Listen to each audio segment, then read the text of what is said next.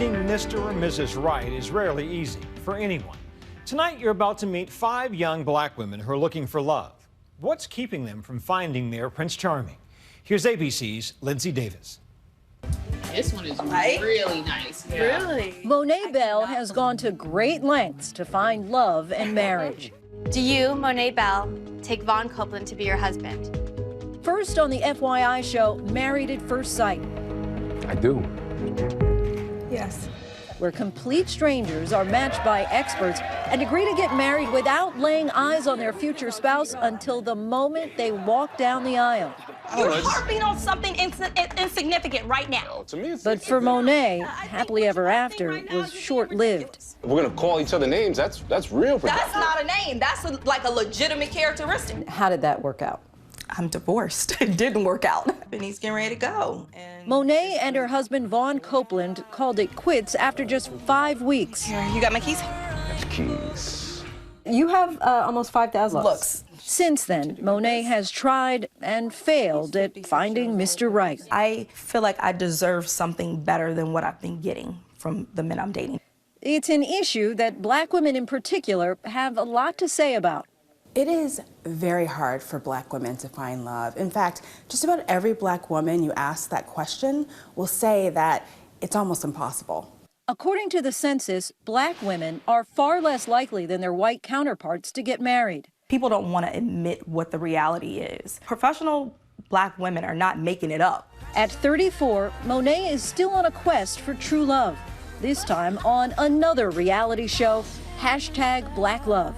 I started seeing a new guy. #BlackLove is self-help meets Sex in the City. Damn, I need to get on Tinder. An inside look at the dating and drama of 5 single black women living in New York City, all attempting to discover what's keeping them from finding love. And what I really want is a gentleman. Relationship experts and therapists coach them along the way. As a woman of color, sometimes we hear that black women are too strong in a relationship. I guess my question is, why do you have to go through training in order to date and get married? Well, I'm still single, so if I'm still single, I need to look at myself and say, Monet, like, what are you doing wrong? Are you projecting something out that you don't really want to project, or what is it about me that's either turning men off or not getting men, or not meeting a man who's in a space where he wants to commit?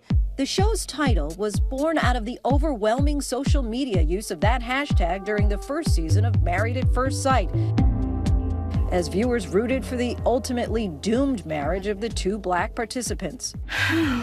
A lot of the black Twitter or the African American community would hashtag Black love in support of us. They wanted us to make it. We all are hungering to see a healthy black relationship on television, and there are more and more. You need to focus. Relationships like the one portrayed on the ABC show Blackish. Maybe you're right, babe. Thank you. You're welcome.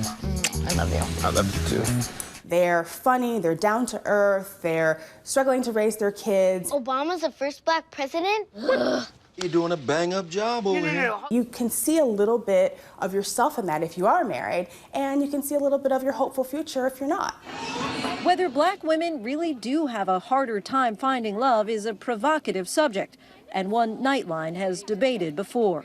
I would be lying if I said that I don't have fleeting thoughts of, okay, I'm 32, my clock is ticking. In 2009, Chateau Waters was a 32-year-old high school counselor. She seemed to have it all: brains, beauty, stable career, and she was also single. A lot of our white friends are married by 25, like happily married. Kids by 27, and we're like, what is the deal with the BGs? You know, and it's the black girls.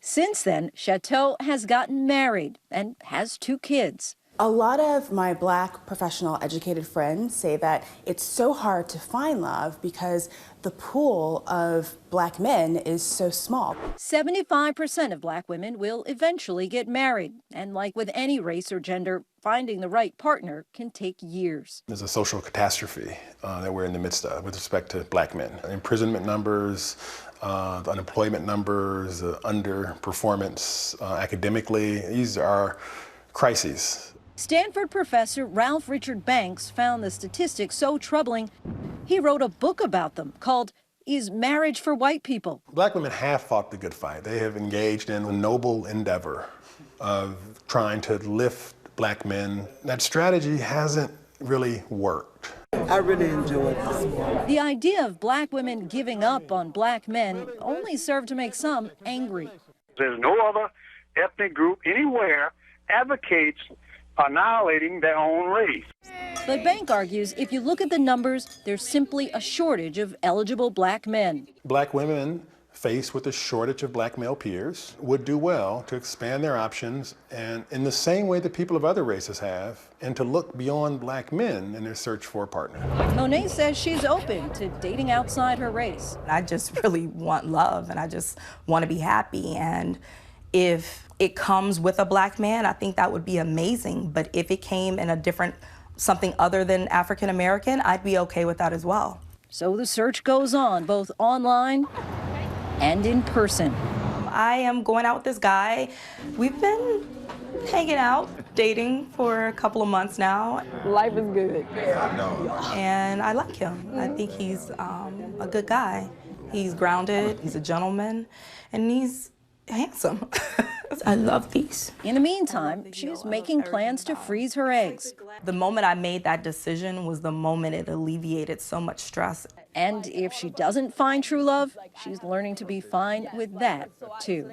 Finally, I'm coming to the place to realize is that I'm okay and that I'm enough. And whomever this man is, if he doesn't like it, I'm done. Like, I'm at a place where I'm tired of, it's too much work. For Nightline, I'm Lindsay Davis in New York.